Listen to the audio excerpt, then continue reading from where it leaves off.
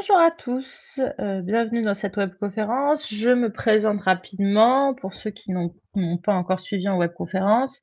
Je suis ingénieure, développement, génétique et sélection à l'IFCE et aujourd'hui nous allons parler, génétique sur les différents points qu'il faut pas oublier quand on veut, raisonner des accouplements. En petite introduction avant qu'on commence, on va survoler certains points. Vous vous doutez bien qu'en 20 minutes, on ne peut pas, aborder à fond tous les sujets. Donc raisonner les accouplements, à quoi faut-il penser? Souvent, quand vous faites des croisements, c'est très souvent sur un coup de cœur sur, le choix de l'étalon. Vous essayez, mine de rien, de mettre quelques critères de raison et de faire, un mix entre, vos coups de cœur et ce que la raison vous dicte et du coup, vous faites jamais des accouplements au hasard. Mais on va voir quels sont les différents critères à ne pas oublier pour, raisonner au mieux ces accouplements, tout en laissant quand même, parler un peu son cœur. Donc la question principale sur laquelle on va s'attarder aujourd'hui, c'est, qu'est-ce que je recherche pour mon poulain? Est-ce que je fais un poulain parce que j'ai envie d'avoir, un renouvellement de ma jument de cœur? Est-ce que je produis un poulain parce que je suis, professionnelle? Si oui, quel avenir je dessine à ce poulain? Est-ce que je veux le vendre sous la mère? Est-ce que je veux le vendre à 3 ans? Est-ce que je veux le vendre, quand il sera déjà au travail? Est-ce que je fais un poulain pour le vendre ou est-ce que j'espère avoir une pouliche qui va permettre de renouveler mon cheptel quand sa mère partira, à la retraite et ne sera plus mise à la reproduction? Donc voilà des questions qu'il faut pas oublier de se poser et qu'il faut vraiment remettre au centre de nos réflexions à chaque fois avant de mettre une jument à la saillie. On met pas une jument à la saillie pour mettre une jument à la saillie. Il faut bien raisonner à quel est le futur, auquel, on destine cette production. Donc on va dérouler aujourd'hui 6 grandes familles qui sont les aptitudes, la morphologie, les allures, les appellations raciales, les origines, les tests génétiques et les tests de comportement. Donc, on va dérouler ces familles toujours avec cette question: «Qu'est-ce que je recherche pour mon poulain?» Au niveau des aptitudes, les aptitudes, c'est quelque chose au sens large, hein, ça peut être une aptitude sportive, une aptitude en course, mais aussi bien une aptitude, pour un cheval de loisir, un cheval de débardage. Donc, l'idée, c'est de regarder, est-ce que la jument que je veux mettre à la reproduction a été testée sur ses aptitudes? Si oui, je peux avoir une idée de son niveau et de celui de sa famille. Et puis, si elle n'a pas été testée, bah, il va falloir que je me base uniquement sur ses apparentés, c'est-à-dire les chevaux qui lui sont liés, les chevaux de sa famille. Pour cela, je peux m'aider, quand les informations sont disponibles, des indices génétiques, donc, pour les courses, pour le sport, des indices, éventuellement, morphologiques, même si ici on est dans la famille aptitude, mais pour, tout ce qui est, cheval de traction, par exemple. Donc voilà, il y a certaines informations qui sont disponibles et si on veut mettre à la reproduction une jeune jument, par exemple, qui n'a pas encore été testée, grâce aux indices génétiques, on va pouvoir avoir une idée de la valeur génétique de cette jument grâce à l'exploitation de ses apparentés, donc ses parents ou ses, demi-frères, demi-sœurs. Si ma jument a été testée en compétition, je peux me baser, en plus de l'indice génétique, sur l'indice de performance. L'indice de performance, il va me permettre de positionner ma jument par rapport au reste de la population. C'est-à-dire, est-ce que, les années où ma jument a fait de la compétition, elle est, meilleure que la moyenne des chevaux qui ont tourné en compétition, moins bonne et par rapport à la moyenne, est-ce qu'elle est vraiment meilleure ou vraiment moins bonne? Les seuils qui vous sont présentés ici sont les mêmes, quelle que soit l'année et quelle que soit la discipline. C'est-à-dire que tous les ans, un indice de performance a une moyenne de 100 pour toutes les disciplines, aussi bien, le dressage, le CSO, le trot, l'endurance et les 2 meilleurs de la population ont un indice au-dessus de 140 et les 2 moins bons ont un indice de 60. Cet indice de performance, il va être pris en compte dans le calcul de l'indice génétique, mais ça peut éventuellement vous donner une idée, notamment pour des juments qui ont, par exemple, des lignées étrangères, donc sur lesquelles on a très peu d'informations, parce que les ascendants et les collatéraux ont tourné à l'étranger. Si sa jument a fait de la compétition, vous pouvez avoir une idée de son niveau assez facilement. Si votre jument n'a pas été testée et même si elle a été testée, on peut aussi, se baser sur l'indice génétique, c'est-à-dire l'indice qui est calculé à la naissance d'un poulain, hein, pour prédire son potentiel sportif. On s'est rendu compte, même si c'était pas forcément, la principale idée que, en fait, l'indice, génétique à 3 ans, donc avant qu'un cheval soit testé en compétition, a une relation assez linéaire avec l'indice qu'il aura à 8 ans, c'est-à-dire quand il sera considéré comme un cheval d'âge.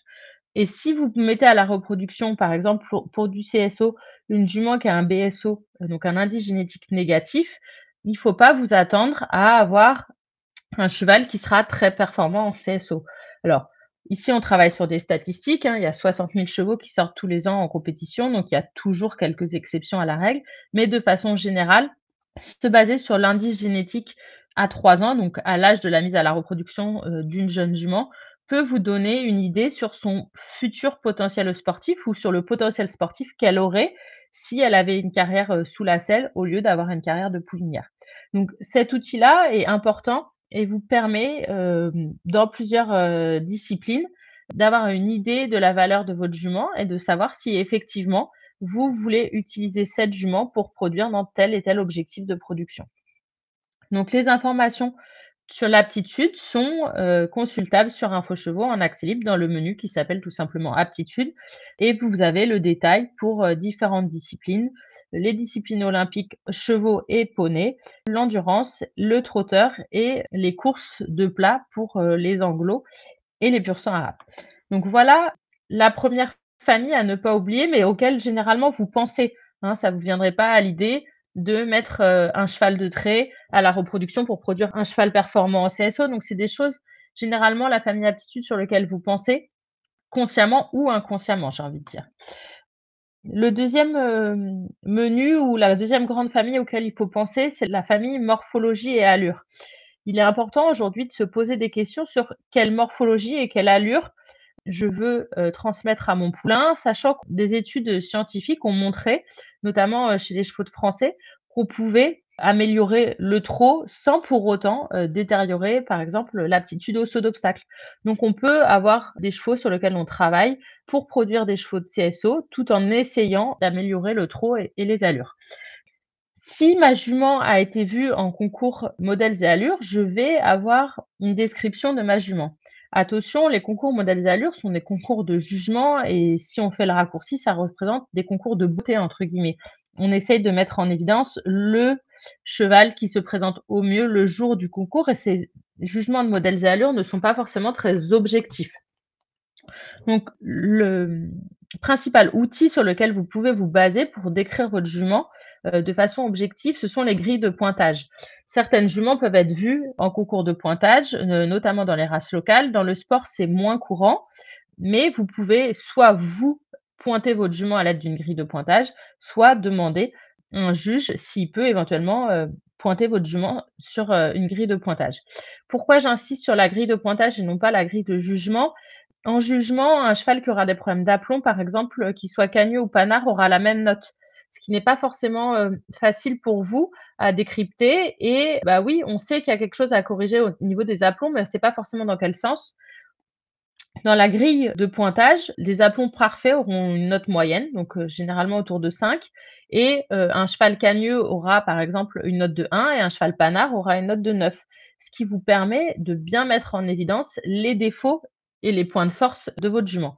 Donc aujourd'hui, on a énormément de grilles qui sont à disposition des éleveurs, des grilles à la fois pour le sport, avec notamment la grille SEL français et la grille, anglo-arabe, qui sont sur des critères de morphologie, mais aussi d'allure et d'obstacle en liberté pour la grille SEL français.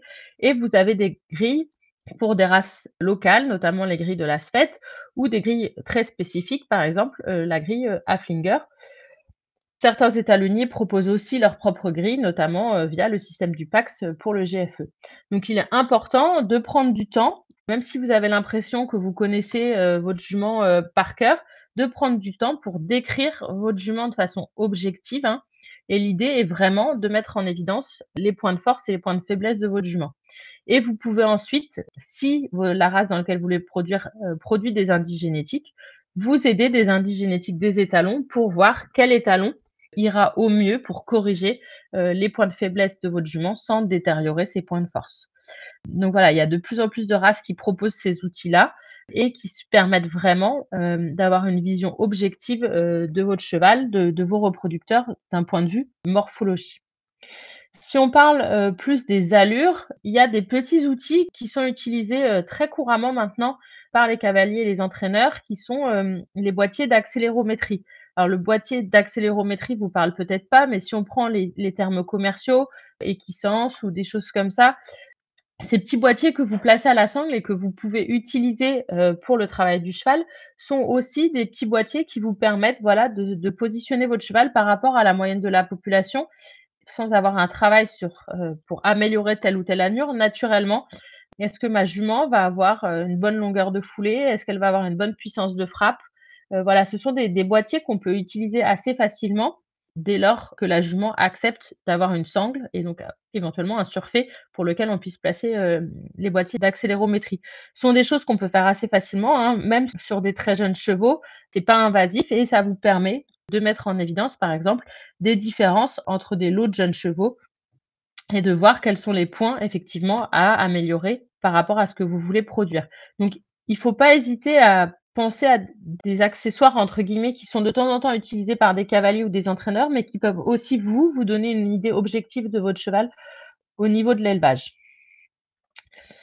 Et puis pour certains chevaux, alors c'est plus rare, mais certains chevaux de sport notamment ont participé, à des projets de recherche et ont fait de la morphologie 3 dimensions, c'est-à-dire en fait, du pointage via des images, numériques en 3 dimensions. Donc vous pouvez pour certains étalons notamment, trouver en plus des graphiques, d'index génétique, des petits graphiques comme ça qui vous permettent de prédire vraiment comment produit le cheval et cette fois en faisant abstraction totale, de l'œil humain, parce que là, ce sont des images de synthèse, à partir d'images prises sur le concours qui sont décryptées par ordinateur pour, vous donner, une idée de la production, des étalons. Alors, ce sont pas des méthodes qui sont possibles en élevage, mais déjà commencer par un bon pointage, même si de temps en temps vous avez l'impression que ça prend du temps, ça peut vous aider à mettre vraiment en évidence les points de force et les points de faiblesse de vos juments. Troisième grande famille qui peut peut-être vous paraître anecdotique et qui peut faire sourire, mais sur lequel tous les ans, malheureusement, il y a des problèmes remontés à cire, ce sont les appellations raciales. En tant qu'éleveur, vous devez penser à regarder régulièrement les livres généalogiques et les programmes d'élevage des races dans lesquelles vous allez produire. Ces livres généalogiques et ces programmes d'élevage sont en libre accès sur le site de l'IFCE. Il peut y avoir des petites modifications substantielles d'une année sur l'autre, des tests génétiques qui deviennent obligatoires, des conditions d'agrément qui changent, et cetera. Pensez à regarder ces programmes d'élevage, mais aussi la race des parents pour pas avoir de surprise à la naissance de votre poulain en disant: «Bah, zut, je me retrouve avec un poulain OC alors que je pensais pouvoir l'inscrire dans tel et tel studbook». En fait, il est fort probable qu'un des 2 parents ne remplisse pas les conditions d'inscription au studbook et une fois que le poulain est né, c'est trop tard pour faire marche arrière. Donc, dans les programmes d'élevage et les livres généalogiques, il faut regarder notamment les techniques de reproduction. Il y a des choses qui sont imposées, hein. Donc ici, je vous ai mis les pur sang et les trotteurs, des choses que vous connaissez, mais par exemple, pour le Camargue, l'insémination est interdite. Donc voilà, des petites choses à regarder, surtout quand c'est des races que vous connaissez pas forcément. Il peut aussi y avoir des appellations, particulières suivant les règlements de givre généalogique, notamment pour les Camargues. Il y a une liste de communes dans lequel il faut naître si on veut être un Camargue et si on ne naît pas dans ces communes-là, nous avons une appellation Camargue hors berceau. Donc voilà, des choses qui peuvent sembler anecdotiques, mais qui vont avoir une conséquence sur la vie du poulain derrière et puis sur sa commercialisation et ou sur sa future carrière, de reproducteur. Quand je dis penser à regarder les races des parents, c'est penser à regarder qu'est-ce qu'il est nécessaire pour les parents dans beaucoup de races, l'agrément du père est nécessaire, donc vérifier que le cheval est bien agréé et que son agrément est bien enregistré au sein de l'IFCE si c'est une race qui impose les agréments. Et puis, il y a des races et il y en a quand même, quelques-unes, hein, c'est pas anecdotique, qui demandent une confirmation de la mère ou qui mettent une aptitude à la mère à reproduire. Donc vérifiez si votre jument, a le droit d'être mise à la reproduction et si elle rentre bien dans les critères de mise à la reproduction. Toujours comme pour le menu aptitude, si on a des doutes sur Info Chevaux, l'onglet reproduction vous permet de vérifier notamment la liste des approbations pour lequel le cheval est bien agréé. Donc ici, un cheval qui est agréé à la fois pour produire en anglo-arabe et en sel français. Donc ce sont des petites choses, qui sont assez rapides à vérifier, mais voilà, pensez à les vérifier. À la naissance, un OC ne pourra pas forcément faire les mêmes, parcours en compétition, d'élevage et en compétition après, sous la selle ou, à l'attelage qu'un cheval, inscrit à un studbook et ça peut avoir des répercussions, notamment financières parce que les OC ne toucheront pas, les différentes primes, de concours. Donc voilà, c'est quand même dommage pour juste un problème administratif de passer, à côté de ces choses-là, sachant que ça va avoir des conséquences sur la vie du poulain derrière. Quatrième grande famille, c'est la famille des origines. Attention, que je différencie de la famille appellation raciale ou appellation raciale. Ici, on était vraiment sur de «l'administratif» entre guillemets et vérifier les règlements de Studbook. Sur la famille des origines, c'est vraiment les origines de votre cheval. Pensez à regarder ses origines. Vous avez accès sur Info Chevaux au pédigré 5 générations de tous les chevaux enregistrés dans la base CIR à partir du moment où on connaît, leur généalogie et qu'elles sont enregistrées dans la base de données. Vous avez accès à 3 différents types d'informations au niveau des origines. La consanguinité, donc est-ce que votre cheval est consanguin? Mais ça, à la limite, c'est pas forcément très grave, cette information-là, si vous la regardez pas parce que la consanguinité se transmet pas. Mais via la consanguinité, vous avez accès à un simulateur de consanguinité qui vous permet, en choisissant n'importe quelle jument enregistrée dans la base de données et n'importe quel mâle, qu'il soit reproducteur ou non, de calculer la consanguinité de votre produit fictif.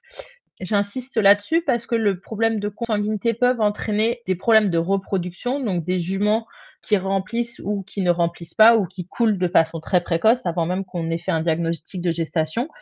Et les éleveurs et vétérinaires pensent souvent à faire tout un panel de tests, en laboratoire pour savoir si la jument n'a pas un problème.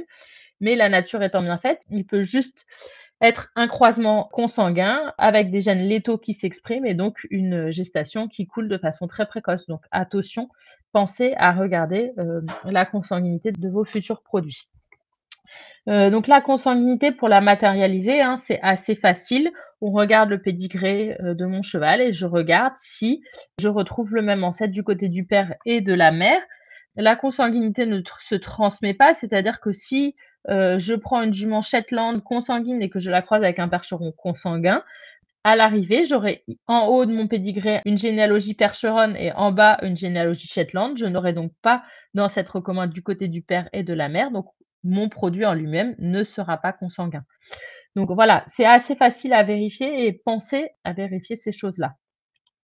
Autre outil que vous avez à disposition, c'est la composition raciale de vos reproducteurs, donc qui vous donne les races que vous trouvez au plus loin dans les généalogies de vos chevaux. Ça peut avoir un impact notamment, pour l'inscription, dans, des studbooks de croisement ou des labels comme par exemple le label, Selle français originel.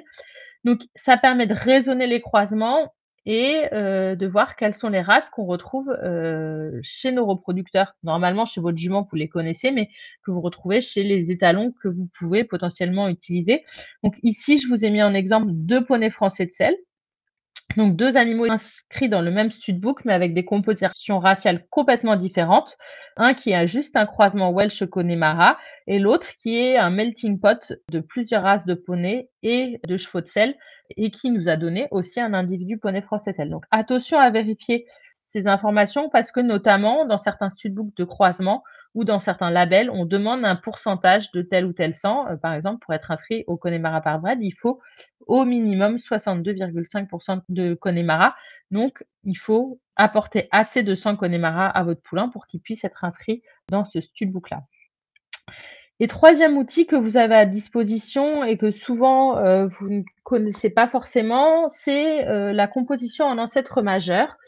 Donc la composition en ancêtre majeur, ça vous donne les principaux ancêtres de la population actuelle d'une race donnée. Ces ancêtres sont à différencier des chefs de race, parce que quand on parle de chef de race, souvent les éleveurs pensent voix mâle.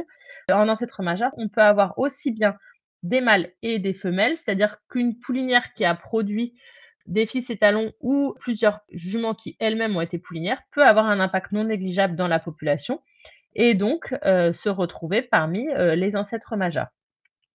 Ces ancêtres majeurs à l'échelle individuelle, donc à l'échelle de votre élevage, ça vous permet de regarder quels sont les principaux ancêtres qu'on retrouve à la fois dans votre race et chez votre cheval et de voir si vous voulez favoriser ces les courants venant de ces ancêtres-là ou pas.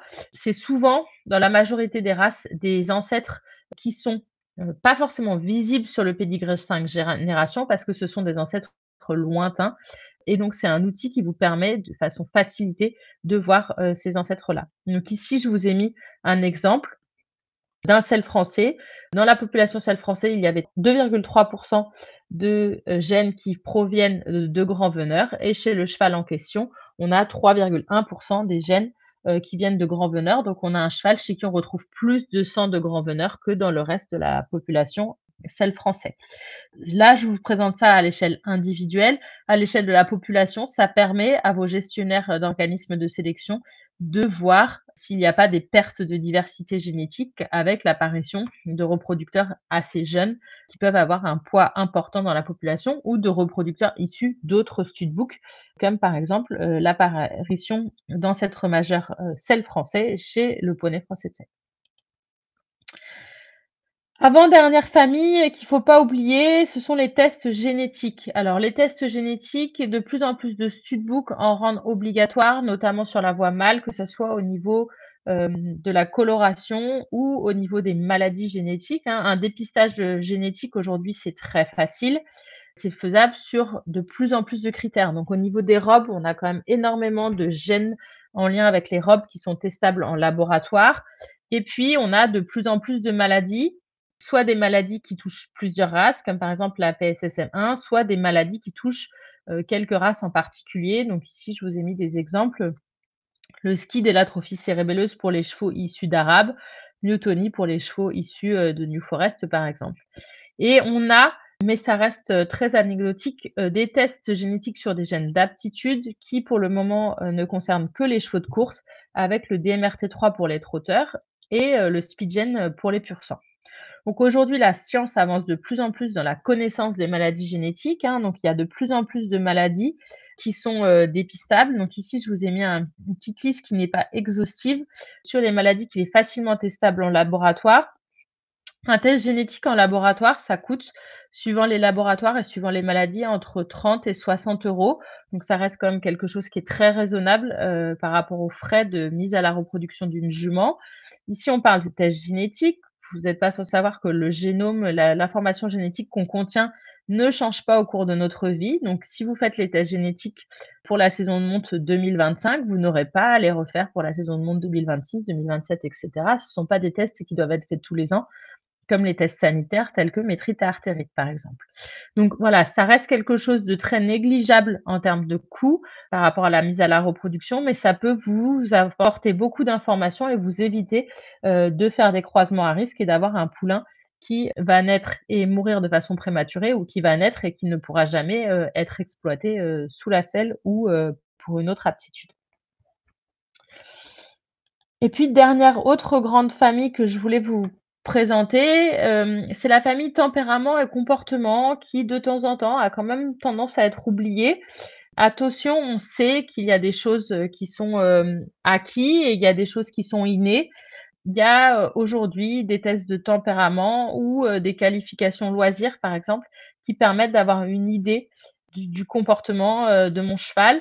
Donc vous pouvez dès l'âge de 1 an, hein, donc c'est sur des jeunes chevaux, présenter, votre poulain ou votre jument en test de tempérament, donc organisé par la SFET ou au test pratique organisé par la SHF. Et puis à partir de 2 ans, vous pouvez, présenter, votre jument ou ses produits au test pratique de la SHF. Donc ça vous permet d'avoir une idée du comportement de votre cheval sur des choses assez basiques, hein. Est-ce que j'ai un cheval grégaire? Est-ce que non? Est-ce que j'ai un cheval qui a une forte sensibilité tactile? Est-ce que j'ai un cheval, qui va embarquer facilement et cetera? Qui sont des choses qui, mine de rien, vont en partie se transmettre, à la production de votre jument et qu'il ne faut pas oublier dans les objectifs de production, notamment, pour une production, de chevaux d'amateurs et de loisirs. Avoir un cheval qui peut partir, du troupeau de façon facile et sans, hennir tous les 3 mètres pour appeler les copains, c'est peut-être des choses auxquelles il faut réfléchir. Ça fait partie des choses, à ne pas oublier. Donc voilà pour les 6 grandes familles que je voulais vous présenter. Je suis bien consciente que je les ai survolées, mais sur une webconf, on peut pas toutes les traiter.